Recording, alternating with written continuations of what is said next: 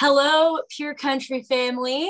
Meghan Patrick here, and I'm taking on a new role today, which is pretty cool because I have the absolute pleasure of interviewing and introducing to you my Canadian family.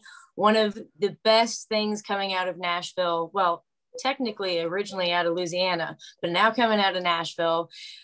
This is one of my best friends in the world, and she is an absolute star, Miss Lainey Wilson.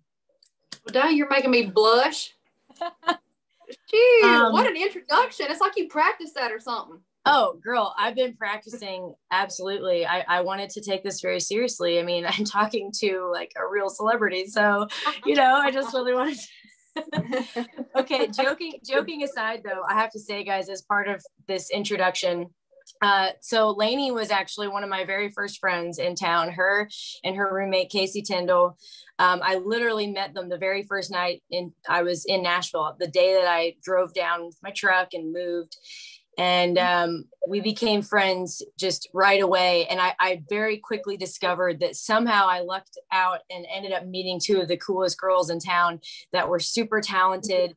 And a lot of people had a lot of respect for them and really looked up to them and saw them as, really kind of the top shelf of songwriters and artists. And so I felt very lucky I got to become friends with you guys. And now I'm just so excited to see everything you have going on. And now that you're coming to Canada, I know they're going to love you. I've been singing your praises there for a long time. So give us a quick little background of where you came from and what you got going on right now. And you probably got my story memorized by now, but I'll give it to the people. Pretty much. Yeah, it's way more charming when you say it with the accent. So what accent? Look, yeah. Me and this girl got into a fight on my Instagram page the other day because she was talking about my accent. I was like, you can talk about anything else, but don't talk bad about my accent. Yes. And also, just side note for our listeners, this is a regular occurrence for Lainey. People ask her all the time if her accent is real, and it is real. I can tell you from the second I met her, she has not changed or sound any less redneck than she does right now. The entire it would be way too much energy and effort. Can you imagine trying to sound this way? Yeah, I can imagine when I do impressions of you. I mean, it's a lot of work. And you talk so slow and you put all of these extra syllables on all your things. I know. And y'all, just so you know, Meghan starts hanging out with me for a little while. She kind of starts sounding like me. So true. I definitely get a little twangy for sure. Her and Casey are two of the most Southern people I've ever met in my life. And so I have some Canadian friends that call me out on it sometimes. It's not intentional. It's just when you are around people that sound like this all the time, you can't help it. Well, I will tell you, we might sound the countryest, but you are probably the countryest person I know. That's the nicest thing you've ever said to me. Like, you talk about a Canadian redneck. I didn't even know that was a thing until I met you, and I was like, all right. That's exactly what you are. I love you. Well, so Lainey, okay. So you're from Louisiana. So you're from Louisiana, right near Monroe? That's right. I'm from a little town of 300 people called Baskin. And yeah, I've been in Nashville since August of 2011. Whoo!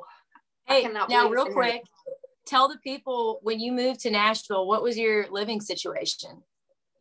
I moved up here in a Flagstaff bumper pool camper trailer, and I was known as the camper trailer girl, which I think that's also why me and you hit it off pretty much right off the bat, is because you also had a camper of your own. And I was like, all right, this girl gets it. It's my trailer girl. I mean, I didn't live in it, but I did spend a lot of time in it. I mean, that's like, to me, that's like pretty serious, like country street cred when you literally got your start living out of a trailer. That's pretty country. No, I'm glad to be out of it now, but I will tell you, like looking back on it, I don't think I would change any of it, just because at least it taught me this wasn't going to be easy. And if anybody understands that, you do. I mean, this is a freaking journey, and it is about the ride and a lot of ups and downs. But things are feeling good now. 10 years later.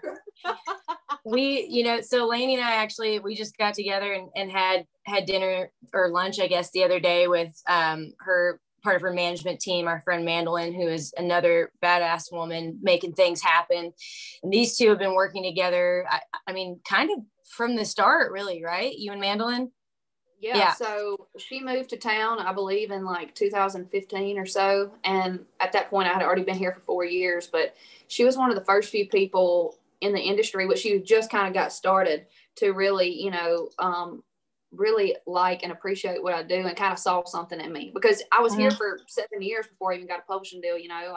And she's the one that she was emailing people. She didn't have a dog in the race. Emailing people, just trying to get rights set up for me. And yeah, she's been a huge blessing to me. And I mean, she works her fingers to the bone. Well, she is a force. I love Mandolin, and you know, and that's what it comes down to so much in this town. And I learned it really quickly. Actually, something I kind of learned from you and Casey and some of the other girls I met. You know, so much of this town is just based around relationships and not just meeting the right people, but being the right person. I think you can attest to this. I mean, one of the things that drew me to you and Casey when I first moved here, I mean, I had nothing to offer you. I was the new kid in town. I didn't have relationships. I didn't have connections. I wasn't famous. You know, I didn't have like anything really going on for me, so to speak, above what you guys had. And you still chose to be my friend, you know, just because you liked me as a person. And sometimes in this town, not everybody makes friendships or relationships with the same motives. And, but if there's one thing I've learned though, you know, if you're a good person and you're a good hang and you're good to everybody you meet, the people in this town will rally around you. And I've seen that with you, especially in the songwriting community and amongst other artists. I mean, everybody I ever met that has met you has nothing but great things to say about you. And on top of all of the talent and all the hard work you've put in, I think that's what helps elevate you when the timing is right for you and your artistry, is having everybody rally around you. And I see that happening with you right now, which is awesome. It really has. I mean, I feel like, well, first of all, I feel like people who are the same and feel the same way about that attract people. So I think that's why we on the same page, because you're the same exact way. But it does feel nice to just, I feel like I've got Nashville support, and not just Nashville now. I feel like I'm getting support from everywhere. And but it starts there with just the songwriters and the people in the business, just singing your praises, I mean, not even necessarily about your music or whatever, just being like, oh, I love that girl. And it's been pretty cool. So I know when people ask me, they're like, what's some advice you could give somebody who wants to move to Nashville and try to do this thing? I'm like, first of all, don't do it. No, I don't say that. I'm like, well, first of all, you need to just be friends with everybody and be kind, because at the end of the day, they might not remember that you've got something to show, some talent, but they will remember that you were kind. That's right. I mean, everybody here is talented. That's kind of like the bare minimum. So, you know, as I'm sure you can attest, this is a very equally humbling and inspiring town. And so, you know, I think, and we talked about this the other day, we had lunch, and, you know, it was kind of one of those situations where everybody's always kind of, you know, you might be on a high and someone else might be on a low. And I was kind of on a low and you were on a super high. And I was like, but knowing that you were doing well made me so happy and made me feel inspired, because, you know, when good, talented, hardworking people win, I think that's a win for all of us. And especially for women. We've talked about this so many times. I mean, it's no secret that women have, you know, been lacking in presence and so forth at radio and on festival lineups and all this. And you and I, as people who've both been touring and doing this stuff for a long time, it's, you know, it's frustrating, because we know we can write the songs just as well. We can perform them just as well, if not better than any of the guys. And so we know we just have to work harder, and we got to keep our heads down. And above all, we got to support each other, because there's enough working against us without us working against each other. Oh my gosh. I think that's been what I do without my girls. Yeah, I mean, we've been lucky in that sense. But okay, I'm getting off track here, which I knew we would, because we're friends and we love to hang. I want to talk about. I want to talk about okay, so talk about some of the, you know, we talked about the trailer. talk about some of the things, maybe some of the like crappy jobs you had to work, some of the things you had to kind of go through to get to where you're at, to chase the dream, because it is not always pretty, and it's not always fun, and it's certainly not always easy. And I think you know what I'm hinting at. So, but why don't you tell us? Right before I even get started on this topic, if you type my name into Google, Lainey Wilson, the first thing that pops up after is Hannah, Montana. So it is? Yes, it's Lainey Wilson, Hannah, Montana. So I'll tell the people. Tell the people. Hannah, Montana for 5 years. That was my job. I did 3 or 4 birthday parties, a weekend, fairs, festivals. The last place I did was St. Jude, but every now and then they would let Lainey Wilson open up for Hannah, Montana. Sometimes I'd be like, who's Lainey Wilson? I'm like, it's me.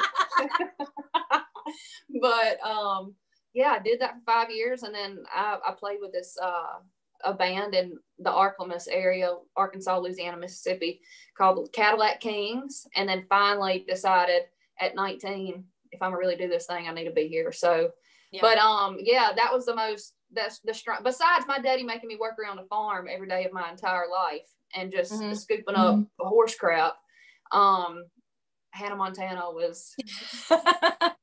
I just feel like, you know, if there's anything, you know, it's a lesson in humility and just hard work. It's like shoveling horse crap and working in barns. I mean, I've baled hay before. It is not for the faint of heart, especially, I mean, I know how hot it was baling hay in Canada in the summer. I don't want to know what that's like in Louisiana with that heat and that humidity, but you've definitely paid your dues for sure. We've all had embarrassing jobs. Not embarrassing, sorry. I guess just like less than glamorous jobs. I mean, no shame in whatever you had to do to get here. I used to sort empties at the beer store. So, you know, that was, and I also waitress and bartended, and I used to busk on street corners, you know.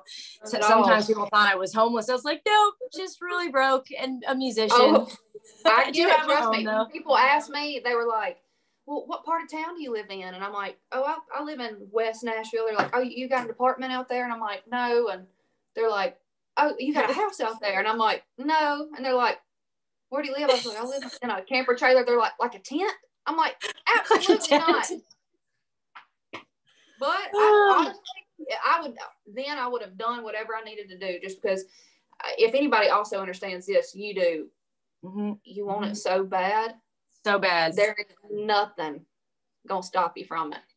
You know, and it's funny. I think back. I was actually thinking back just this morning on some of the like crappy apartments and places I've lived over the years, and especially when I was like really broke. I was thinking this morning about back when like I didn't even have like a bed frame for my bed, you know, and it was like calling my mom like, so how long are leftovers good for? And like, you know, an expiration date's just a guideline, right? Like it doesn't go bad right on that day. Like if it smells good, it's okay to eat, you know, those days. And, you know, looking back on it, I think in some ways sometimes it's almost easier back then, because than it is like for us, when you get to a certain point, you get a little bit of success and you get a taste of what that momentum feels like. And then you have plateaus and you have moments where you're in a low instead of a high.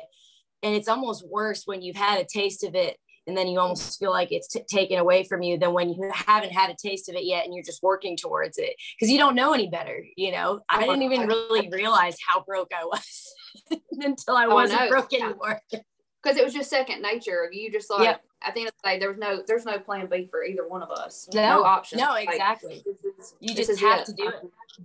When you don't have a plan B, there's just no options. There's just no time to feel sorry for yourself or make excuses. You just gotta keep doing it. Anyway, we're getting off track again. I want to talk about your new record. I know as an artist, like putting out a record is such a huge deal. I mean, not just from the, you know, the business side of things, but I mean, that is like, it's, to me, I look at records as like kind of a snapshot of you in time and where you're at as an artist, as a songwriter, where you're at in your life with your relationships and your feelings and how you express them musically. Because I think every record is a little bit different. You always stay you, but every record is like a new snapshot of a new place you're at in life. Yep, so absolutely. if you could take a couple words and use as descriptions as to what this snapshot is. What would you call this record? Oh shoot. Well, definitely the first word is growth. I mean, just from, you know, even the things that I want to see growth in everything that I do, but for sure this, just like, of course, singing, songwriting, all that, you know, production, Jay Joyce did it, but not just that, but just like the things that I'm writing about. I feel like, you know, being vulnerable is also showing growth. And this record truly is like who I am, what I want to say, how I want to say it, what I believe in.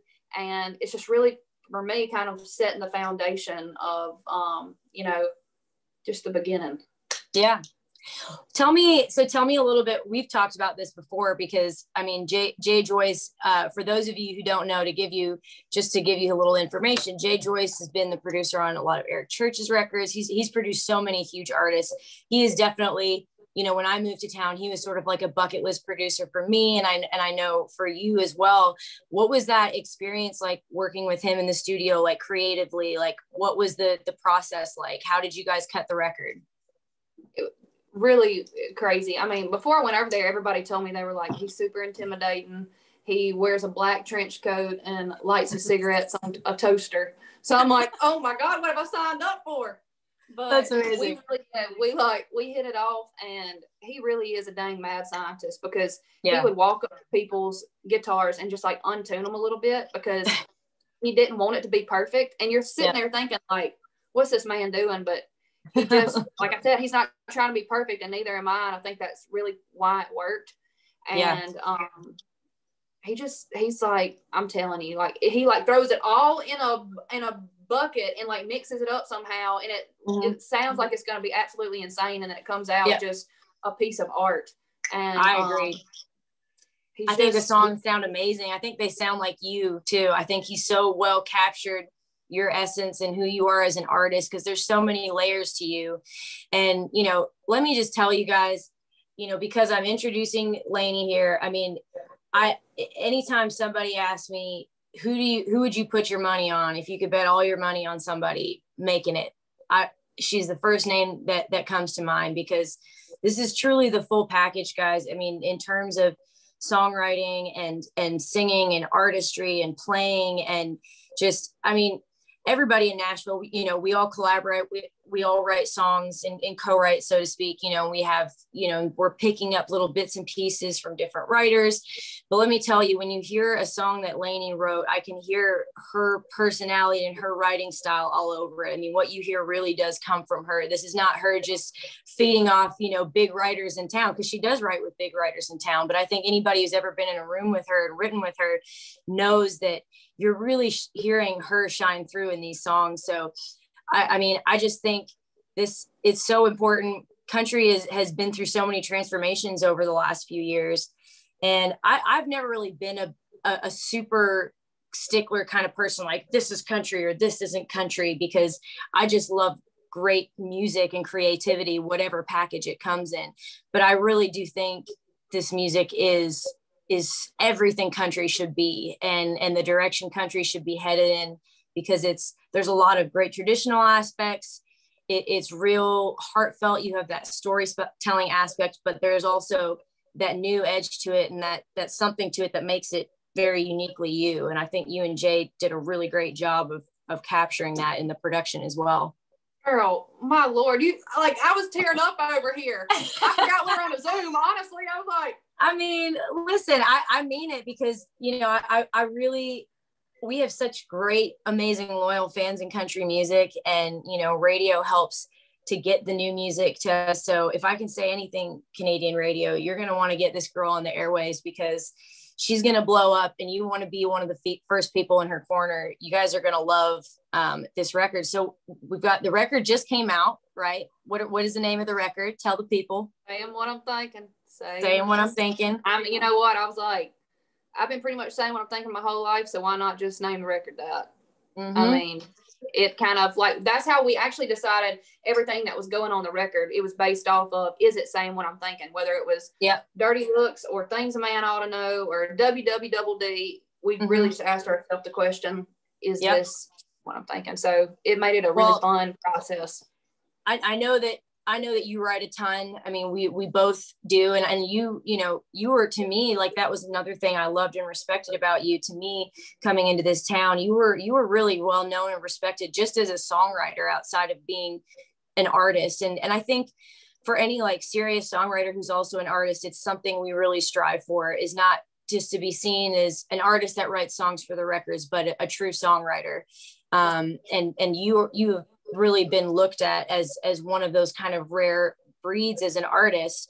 Now, just to give the people I don't know, some perspective, how many songs do you think you chose from? I mean, how many songs would you write like in a year, and how many did you kind of choose from to whittle down this record?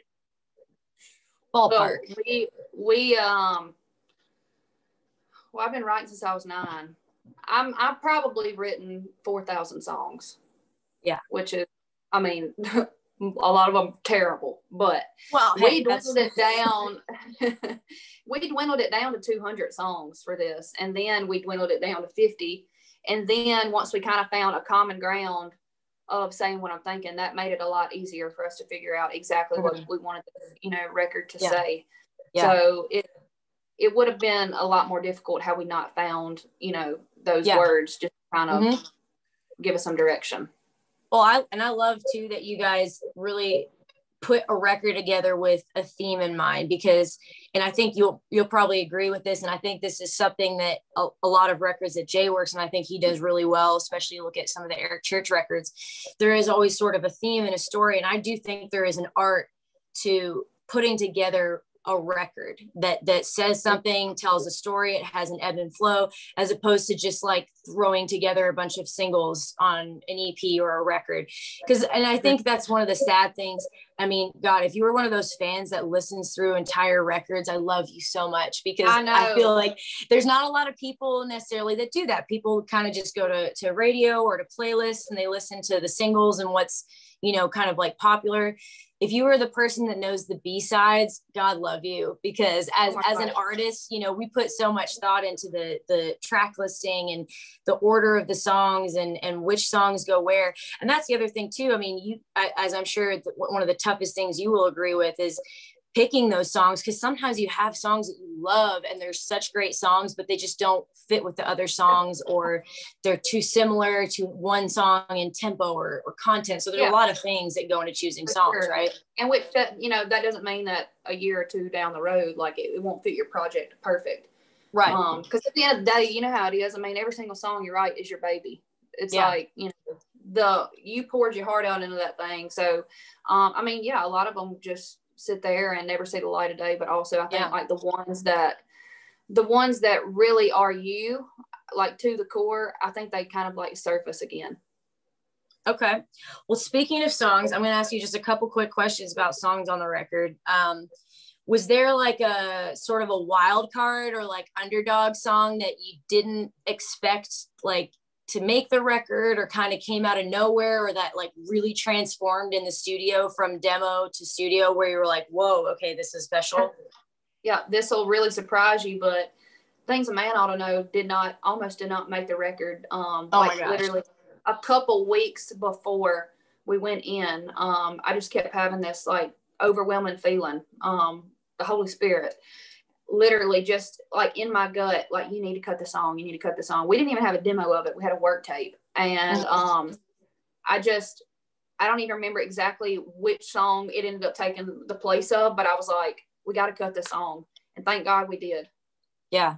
Oh my gosh. I mean, I think that song, like I every time I see you play it, I post about it and I'm like, dear country radio, if you don't think this is a #1 song, like, you'll need to get your ears checked, because I mean, it is truly just one of the most perfectly written songs. It's country. The production of it is perfect. It feels good. The lyrics, like, I just think it is so, and I think you wrote it in a way too. We've talked about this as a female singer, it can be hard sometimes to write like breakup songs or, hurting songs without sounding like man-hatery or whiny or, poor me, where you're like this victim.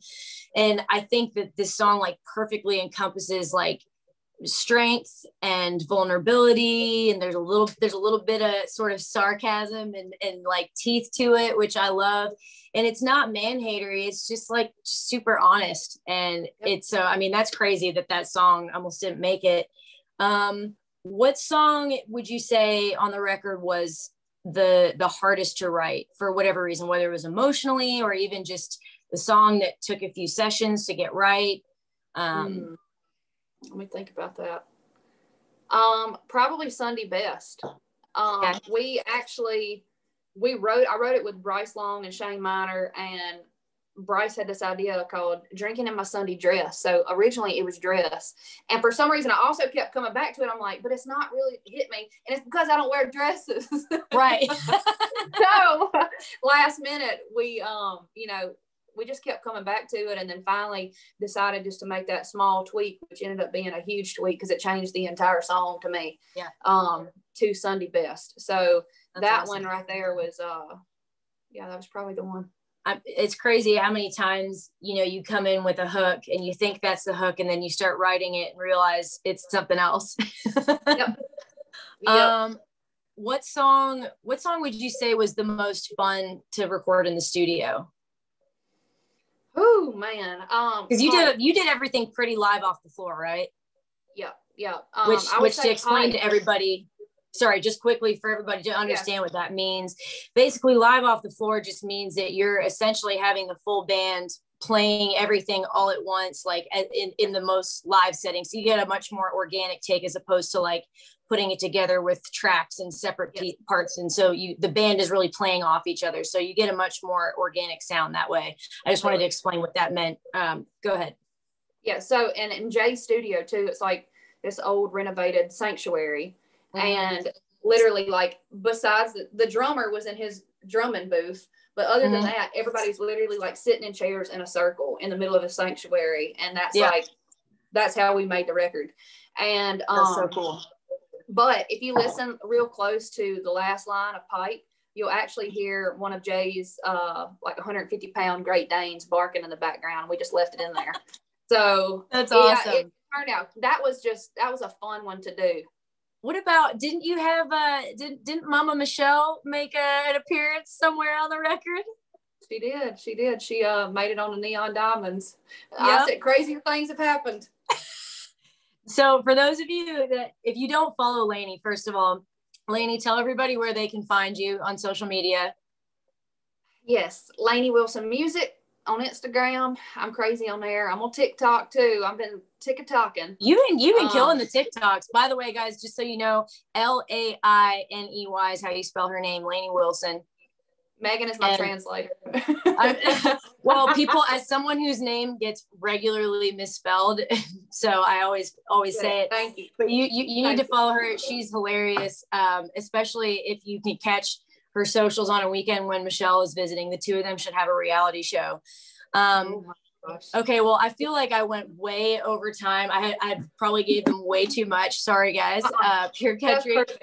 But ladies and gentlemen of Canada, you heard it here first with Pure Country. This is Lainey Wilson. She is going to be a big deal in country music. You're going to be hearing her name for a long time. She's got a new record out, Sayin What I'm Thinkin, and also Single Out Radio, which is things a man ought to know. So make sure you go follow her on all the social media. Go get that record. I promise you, like, truly, if you can actually in good conscience call me or text me or message me and say that you don't like that record, I mean, I don't know, I'll go run into oncoming traffic, because that's how sure I am that you're gonna love this record. It's phenomenal. Thank you, Lainey. I love you, girl. I can't wait for Canada to get to know you and see you play some shows and hear your music. You guys are gonna love it. Do some together. Yes, absolutely. I love you. I'll call you later. Yeah, I'll call you later. Yeah, I'll have your people call my people, and let's rock a song. Okay.